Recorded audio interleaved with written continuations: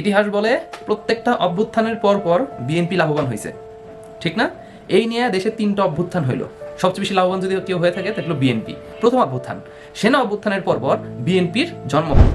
দ্বিতীয় অভ্যুত্থান, এরশাদের পতনের পর পর বিএনপি এককভাবে ক্ষমতায় আসে।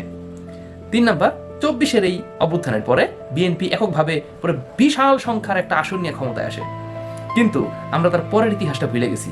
বিএনপি যে কবারই অভ্যুত্থানের মাধ্যমে ক্ষমতায় আসছে, সেই কয়বারই তার পরপর বিএনপির পতন ঘটছে। একটু বলি কিভাবে। জিয়াউর রহমান ক্ষমতা আসার পরপর মেবি সে 3 বছরের মতো ক্ষমতায় ছিল, মঞ্জুর প্লাস আরো কিছু সেনাবাহিনী নিয়ে তারে শেষ। বিএনপির হলো তখন পতন। তখনও পতন হয় নাই, তখন হলো ওই বিএনপির মেইন আসন কে নিবে কারাকারির মাঝখানে, তখন বিএনপির সবাই লাথি মেরে বাইর করে দেয়, এরশাদ ক্ষমতায় বসছে। এই যে একটা পতন।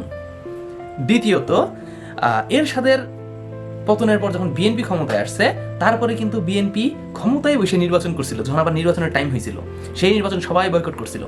ওই বয়কট করার পরে বিএনপি যখন নিজে নিজে ক্ষমতায় বসছে, আন্দোলনের চাপে সে পদত্যাগ করতে বাধ্য হয়েছে। এরপরে আবার আওয়ামী লীগের হাতে ক্ষমতা চলে গেছে সঠিক নির্বাচন হওয়ার পরে।